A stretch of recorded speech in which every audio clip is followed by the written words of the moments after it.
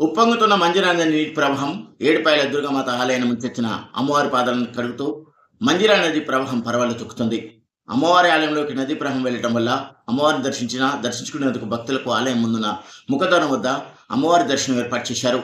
అమ్మవారి దర్శనార్థం వచ్చే భక్తులకు ఎలాంటి ఇబ్బందులు కలగకుండా ఆలయ నిర్వాహకులు అన్ని ఏర్పాటు చేశారు. ఆలయానికి వచ్చే భక్తులు ఎవరు కూడా ప్రవహిస్తున్న నీటిలోకి వెళ్లరాదని సూచిస్తున్నారు. శ్రీ ఏడుపాయల వనదుర్గా భవాని దేవస్థానం వద్ద మాంజీరా నది ఉధృతంగా ప్రవహిస్తూ అమ్మవారి పాదాలు ప్రక్షాళన చేసుకుంటూ ప్రవహించడం జరుగుతుంది.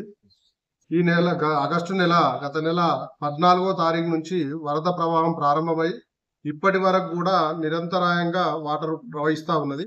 సుమారు ఇప్పుడు 80,000 క్యూసెక్లు అమ్మవారు ముందు నుంచి ప్రవహిస్తూ నాగార్జున నిజాం సాగర్ లోకి పోతున్నాయి. కాబట్టి భక్తులందరూ కూడా దేవాలయానికి విచ్చేసే వాళ్ళందరికీ కూడా అమ్మవారు ఉత్సవ విగ్రహాన్ని రాజగోపురంలో ఏర్పాటు చేయడం జరిగింది. వచ్చిన భక్తులందరూ కూడా అక్కడే తీర్థ ప్రసాదాలు తీసుకొని దర్శనం చేసుకొని వెళ్ళవలసిందిగా కోరుకుంటున్నాం. అదే విధంగా ఇప్పుడు ఈ నెల 22వ తారీఖు నుంచి దేవీ నవరాత్రి మహోత్సవాలు జరుగుతూ ఉన్నాయి. ఈ